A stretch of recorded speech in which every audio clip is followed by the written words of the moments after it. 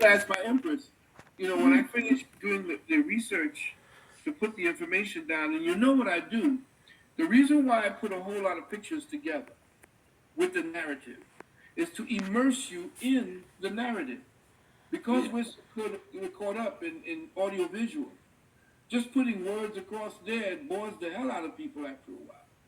But creatively putting pictures to match the narrative keeps the attention of the people. But when in doing the dark web, different types of analysis to pull this information out, it is the most depressing thing that anybody, once you start walking around, it's like being in a sewer too long. When you come out, you can't be smelling like Yves Saint Laurent, and Mm, that happens. Your brain, your mind begins to stink. mm, You see what I'm saying? You go in there and you're reading and you're looking at these pictures and you're seeing what these evil bitches, these sons of bitches, are doing to children, and what they're doing to people, and the lack of empathy, the demonic purpose that these people have, and what they're doing right now to distract you looking up while they're down on the ground doing all kinds of stuff. And then when you're reading what they're doing, and you got to stop for a moment, and that's what's left in your brain. There's a stink in your brain that would be a stink on your body if you were in the sewer, because that's where you were, mentally and psychologically, which is why I call the subtitle to my lecture is The Psychology of Believable Lies, mm. because that's what you are. You're believing lies. And there's a psychology in the believable lies. There's a way to get you to deal with what we call synthetic synchronicity. This is what I teach in my university.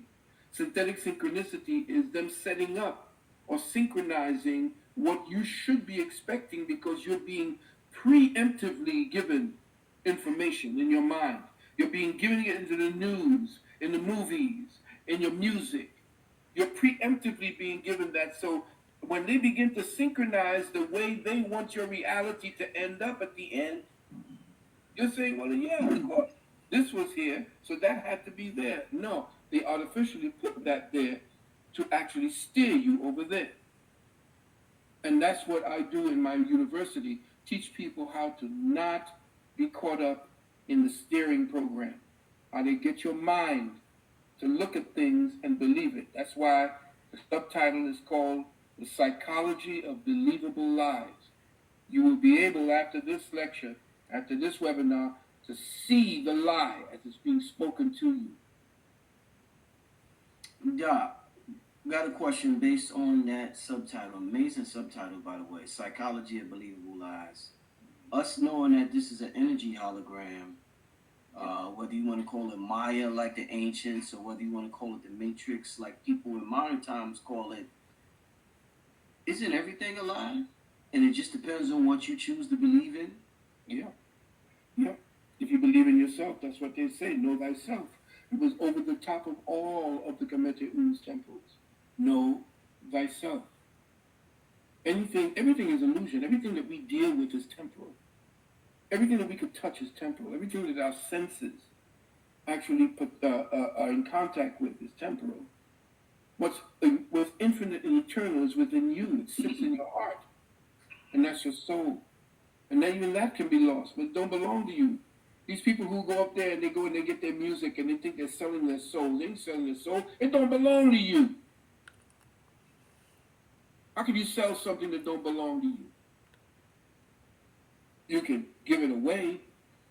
You can use your own entitled energies and say, hey, you know what? I want to be a superstar. So let me go ahead and sacrifice this person, one of my family members, because they say that's what I need to do in order to make it big time. Who said that? The people who's running the music business, the entertainment business, politics. Let's go back and find out who does that. We're going to find out. But if you have to sacrifice your soul to achieve something temporal and temporary, what does that mean? What about, who are you? What are you? What have you become? How desperate because you don't know who you are and what you are, especially what you are. Indeed.